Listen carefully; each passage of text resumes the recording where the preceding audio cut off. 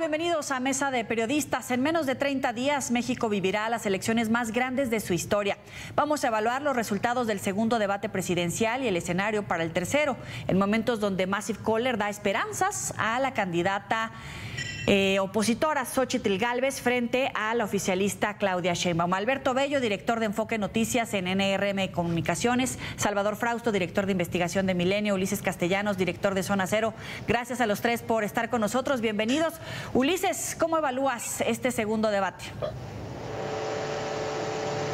Híjole, pues no sé qué decirles a mis compañeros y a tu audiencia. Mira, el segundo debate trajo varias sorpresas, pero la verdad tampoco digamos, resolvió las expectativas que teníamos, ¿no? Xóchitl dijo que iba a ser Xóchitl, que iba a ser más libre, que iba a ser no sé qué, y en realidad parece que solamente acató las recomendaciones de Jorge Castañeda, es decir, solamente atacó, no recuerdo mayores propuestas. Y aunque puede ser que en el espectáculo propio del debate Xóchitl se llevó el mayor número de referencias en redes, pues eso no significa ganar una elección. Y no sé si los televidentes, si los electores simpaticen con una persona que ocupa más tiempo para descalificar y atacar que para presentar propuestas. No creo que nadie haya cambiado un milímetro su preferencia electoral. Si acaso la sorpresa, como siempre, sería Maynes, que a lo mejor ganó algunos puntos arrebatados, incluso a lo mejor a las dos candidatas. Pero de ahí en fuera, nada ha cambiado. Ahora, en este último debate se lanzaron acusaciones mutuas de vínculos con el narco o incluso señalamientos como narcocandidata y corrupta. ¿Es adecuada esa estrategia y en todo caso esa sería la tónica para el tercer encuentro, Alberto? Bueno, yo creo que ahí se le fue un poco la mano y quiso aprovechar el tema de un hombre de la campaña esta de la Santa Muerte y un hombre de verdad no criticar al procurador. Se le fue la mano, yo creo que no fue correcto porque pues lo que está faltando es un caso que llame la atención, un caso nuevo, algo que cambie la agenda. Xóchitl sigue con los mismos casos y las mismas acusaciones que ha hecho la oposición durante todos estos años de gobierno de López Obrador. Sí, yo difiero, yo creo que sí, no creo que mueva voto, pero creo que sí era importante que Xóchitl hiciera este gesto de fuerza, de ataque, de tomar la iniciativa, sobre todo para sus bases, para movilizar a sus bases, que estaban viendo una candidata que se estaba ponchando y que aquí la vemos reactivarse, reanimarse y salir al ataque. Insisto, las armas quizá siguen faltando herramientas, creo que no hemos encontrado ese gran caso que pueda tumbar la candidatura de Claudia Sheinbaum. Atacar a alguien de narcocandidato, pues yo creo que no, pues si no tienes un caso, una prueba, una foto, pues no sirve de nada. Y no, pues yo preferiría que bueno, el espectáculo creo que es necesario, fue el debate más visto de la historia, 7 millones de personas, creo que hicieron un gran trabajo los moderadores, Adriana Pérez Cañedo, conductora de Enfoque, y creo que eso está bien el espectáculo porque lo que necesitamos es que la gente se motive por la democracia, de un signo de otro, de un voto de otro, pero que participen, y yo creo que eso es bueno. Y viene el tercer debate, donde precisamente se van a abordar los resultados en materia de seguridad. Te pregunto, Salvador, ¿coincides con Ulises y con Alberto? Bueno, a mí me parece que Claudia refrendó su posición de liderazgo, que ganó el debate en el sentido de que se mostró más presidencial, se mostró ecuánime, respondió a los ataques de Xóchitl Gálvez, y por otra parte Xóchitl Gálvez hizo sin duda un mejor debate que el primero, detuvo su caída, me parece que sí hay posibilidad de medir, y ahora me refiero a eso, y que este debate sí cambió un poco la aguja de las encuestas, pero Xóchitl hizo un buen debate, atacó, se contrastó, coincido con Alberto en el sentido de que no tiene un gran caso, que debería ya a estas alturas haber tenido un caso demostrable, fuerte, que hiriera a la candidata líder. Y por otra parte, Jorge Álvarez Maínez dio otros 2 o 3 pasos hacia adelante, se mostró con propuestas, fresco, le habló a los jóvenes, los 3 le hablaron a su público, y de acuerdo a la medición que hicimos en Milenia, esta central de datos e inteligencia artificial que creamos en el medio en el que trabajo, fíjate que 70% de la gente calificó con sentimientos positivos durante el debate a Claudia Sheinbaum. A Xóchitl Gálvez 60% le ponía reacciones positivas y a Álvarez Maínez 65%. Todos ganaron, todos avanzaron conforme a sentimientos positivos, de cómo llegaron al debate y cómo salieron, y todos disminuyeron sus negativos. En el caso de Claudia, al terminar el debate tuvo 15 puntos negativos, Xóchitl 25 y Jorge 15. Ahora, vemos las encuestas que han salido recientemente y lo que vemos es un reflejo fiel de lo que reflejan las redes sociales. Claudia manteniendo su liderazgo, su fuerza, en algunos casos pierde un puntito, en otros sube 1 o 2.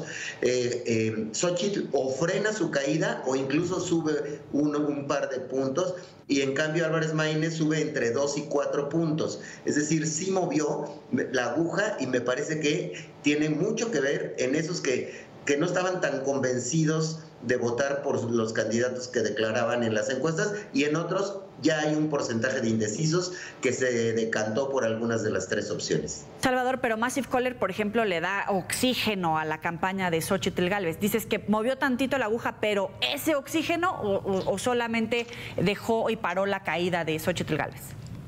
Bueno, Massive Caller hay que medirla aparte del resto de las encuestas. En Polls, que es la encuesta de encuestas, Claudia tiene 57, Xóchitl 31 y Álvarez Maínez 10, es decir, en promedio hay 26% de diferencia entre la puntera y el segundo lugar, y yo hice un análisis descartando a las encuestadoras poco serias como Massive Caller, que se renta, o claramente todos lo sabemos, a quien la contrata. La diferencia es de alrededor de 20 puntos entre la puntera y el segundo lugar. Si quitas, porque hay otras a favor de Claudia que la traen ¿te acuerdan? En 70, 75 puntos, que también les hacen memes. No, Massive Caller no es un referente serio por ningún lugar que se le pueda ver. Alberto. No sé, yo creo... Yo agregaría que a mí no me parece disparatado a quienes están diciendo que el voto de Morena no está bien medido. Quizás esos 20 puntos, tomando las encuestas serias, igual también están un poquito, no toman en cuenta un voto que vamos a ver según lleguemos a la elección, como vimos en la elección en muchas elecciones de Morena, en la de Delfina en Estado de México, etcétera. Morena sí gana, sí lleva la ventaja, pero se acorta bastante la ventaja. Puede ser que en vez de 20 sean 10, sean 8 en realidad.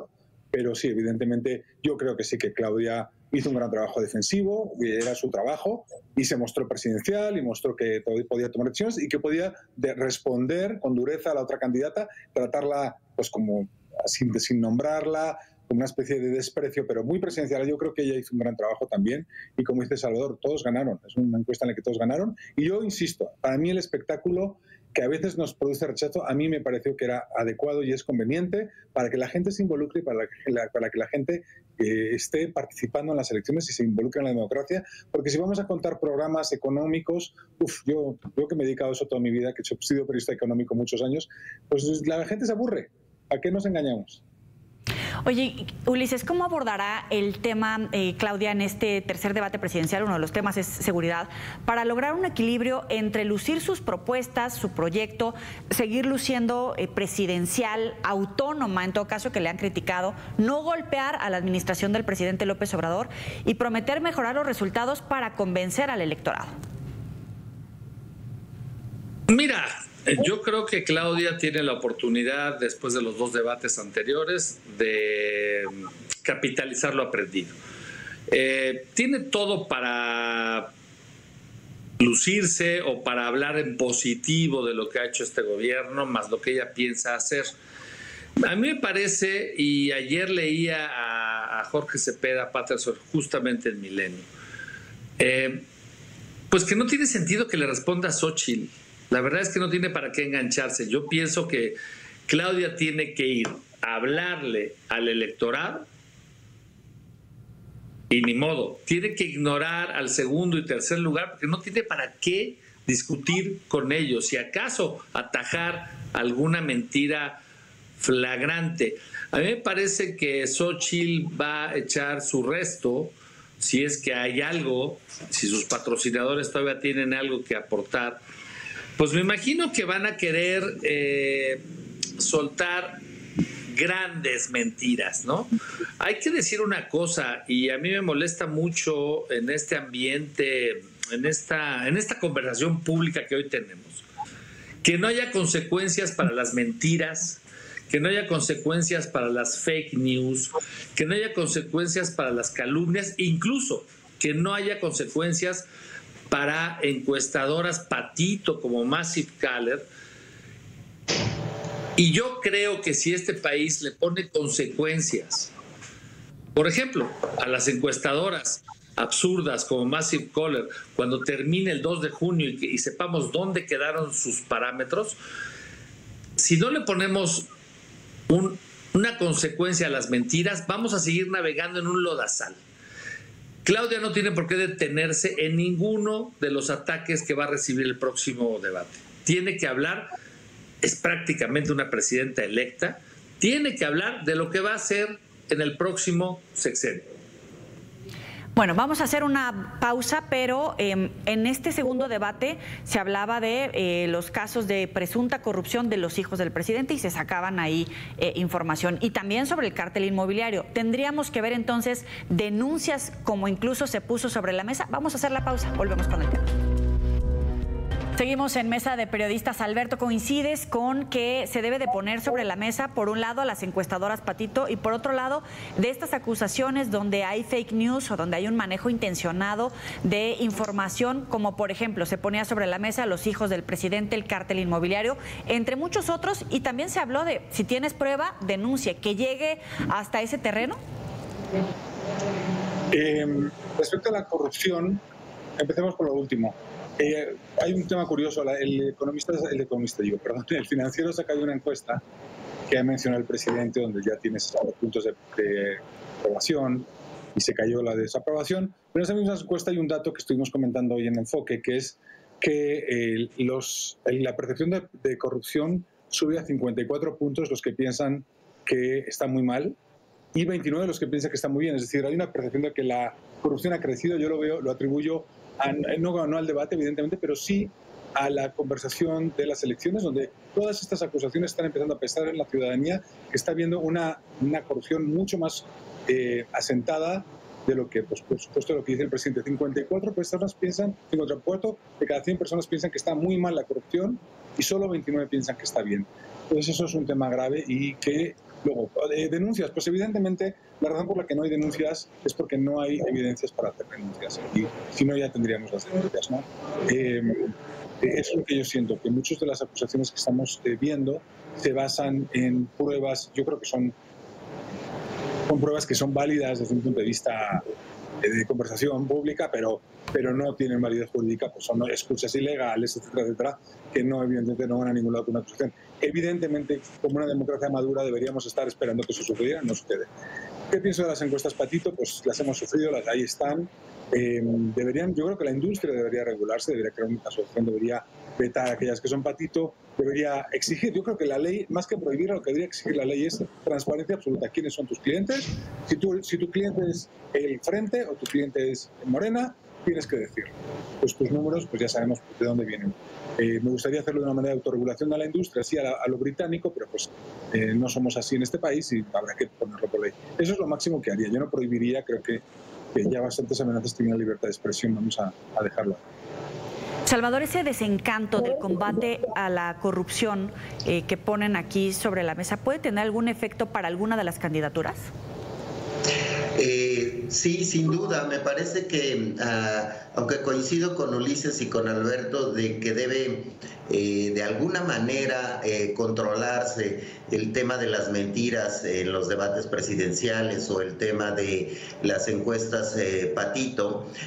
Coincido con Alberto en el tema de que, por ejemplo, para las encuestas patito, unas regulaciones que transparentaran cuáles son sus clientes, por un lado, y sus metodologías de manera más clara, para bueno, poder tener ahí una medición. Pero por otro lado, yo creo que sí hay consecuencias, y que las consecuencias sociales y en intención de voto con todos estos temas sí se dan. Por ejemplo, las acusaciones de narcopresidente AMLO y narcocandidata Claudia, que fueron pagadas en su mayoría por bots, esas incluso han bajado y ya están en niveles muy pequeños. Es decir, no hay un interés real de personas reales conviviendo con esas etiquetas, solo son los bots conviviendo consigo mismos.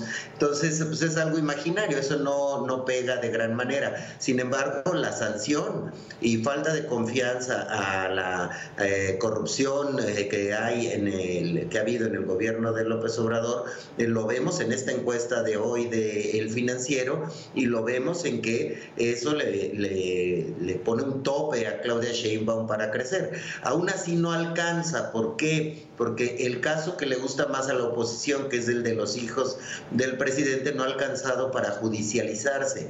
Ha habido que unas llamadas entre unos amigos, una casa que les prestaron, es decir, los reportajes muy mal hechos que han sacado con deficiencias que valdría la pena utilizarlos en las clases de periodismo para mostrar qué no se debe hacer. Ese tipo de cosas no llegan a comprobarse, y por tanto hay una percepción de corrupción, ciertamente. Hay otras comprobadas, como la de Segalmex y otras. Sin embargo, esa de los hijos del presidente ya no le creen. El castigo para Latinus es que la gente no le cree. El castigo para Massive Caller es que la gente no le cree. Entonces, ahí está el castigo para este tipo de eventos políticos, Joel. Y en el caso de Veracruz, por ejemplo, con Rocío Nale. Me parece que sí le va a pegar muy fuerte. Veo encuestas disparatadas, ¿no? Algunas las siguen poniendo a Nale muy arriba, pero me dudaría yo que los veracruzanos no estén poniendo atención a asuntos que han sido comprobados, pues, ¿no? Ulises, algunos dicen que en Morena comienzan a analizar la idea de una crisis o perder Veracruz o Ciudad de México. ¿Cómo abordar esta situación? Bueno, mira, son dos casos muy diferentes. En el caso de Veracruz, sí es grave las imputaciones que se le han hecho a Rocío Nale. Hace apenas 24 horas me parece que ella dio una entrevista importante o interesante con López Dóriga, donde aclara cada una de las cosas que le fueron imputadas.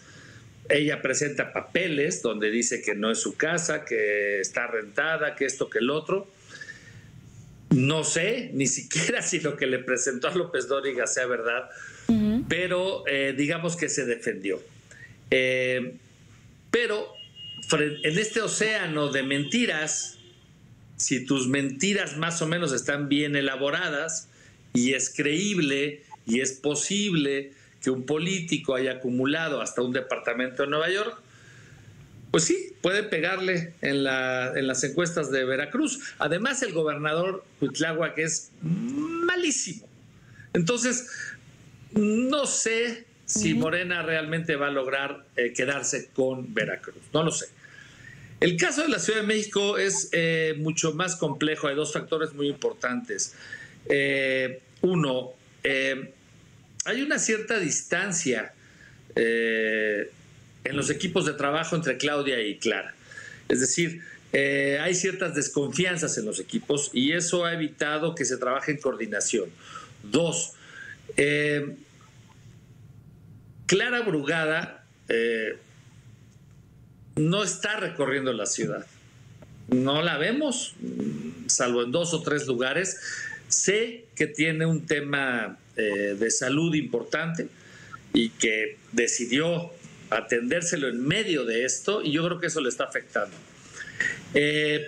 Y 3, la Ciudad de México es una ciudad mayoritariamente de clase media, y la manera como se tiene que enfrentar una campaña en la Ciudad de México es muy distinta al resto del país, y no lo están haciendo.